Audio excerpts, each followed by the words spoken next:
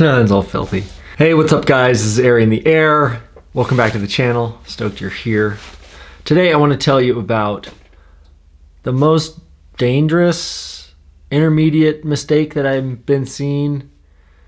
Maybe it's not the most common, I don't know, but it's definitely the one that has really opened my eyes, and I'm like, I've told a couple of people, I'm like, oh my God, please don't do that.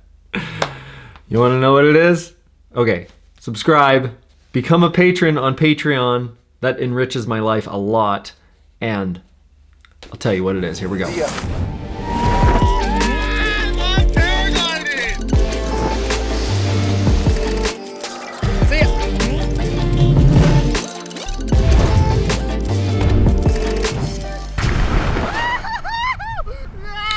Okay, so this really common mistake, I don't think it's happening because people are just stupid. I don't think it's happening because they're egotistical. I think it's just paragliding hasn't quite figured out how to really help people progress past instructor-led learning. So like if your instructor's there, we kind of know how to do that, but like once we're gonna like set you off on your own thing, like here's a glider and a harness, like go do your thing, have fun. We're not really super good at giving people the frameworks to understand how they should guide their own progression. So this is a really important one. The mistake that I've been seeing is that basically people learn to fly and then they fly around really cautiously for a while, you know, they're like, definitely keep it within the lines.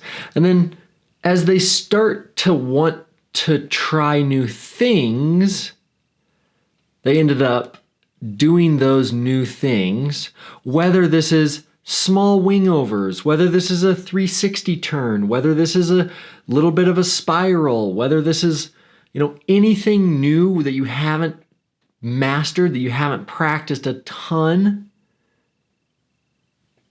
anything like this, this is what I'm seeing. I'm seeing that people are doing it in the same place that they fly. They're not doing it in the right place. And this comes down to what in acro we refer to as the box and box decisions. So the mistake is trying new things too low to the ground or in a position where if you screwed it up and had to throw your reserve, you would land in a really bad place. So the resolution for this is box decision. So at any time that you're flying a paraglider, you should be considering, if I lost control of my glider and had to throw my reserve, where would I land? Am I high enough to throw a reserve? These are all considerations that should be, like in the beginning, they're kind of going to be like in the front of your mind. And as you get more and more experienced, this is just going to be like a cognitive process that happens behind the scenes. That you're just kind of always like, where am I? Where would I land? Where's my landing options? What would happen if I threw my reserve? That kind of thing.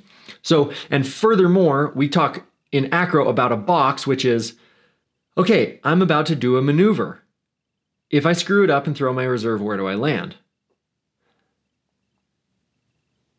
This is something where if you're an intermediate, if you're trying anything new, even if you're a total expert and you're trying something new, you need to be in the box. Acro pilots don't just fly acro wherever. Acro pilots fly out into a place where they feel comfortable doing the maneuver with the landing options or the reserve ride finale that they're comfortable with, right? So for intermediates out there who want to try new things, do it as high off of the ground as you can. You need to get away from the ground and you need to get far enough upwind from the objects that if you were to throw your reserve and then you're in a drifting configuration, that you're going to still land where you're comfortable with. So this is really helpful because one, it makes you acknowledge, if I screw this up and throw my reserve, meaning, am I overconfident about what I'm about to try?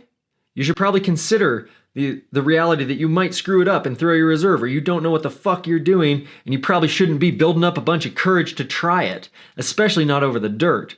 This is why we have tow rigs and we fly over water with life jackets and radios and rescue boats, right? Like, That's when you want to be like, okay, let's have some courage. But over the dirt, like courage is not always the best thing to muster. You might want to bite things off slow and steady. But at any rate, the big mistake is not understanding box decisions and not calculating that. Your box is going to change every day depending on the wind, depending on your height, depending on all these different things. And if you just imagine where you might land, if you screwed it up, then you're going to be in a lot better position to judge your own confidence as well as do the new maneuver in a place that's relatively safe. I hope this is helpful. Subscribe to the channel, become a patron on Patreon. That really enriches my life. It helps so much keep this whole thing going. And fly safe. We'll see you on the next episode. See ya.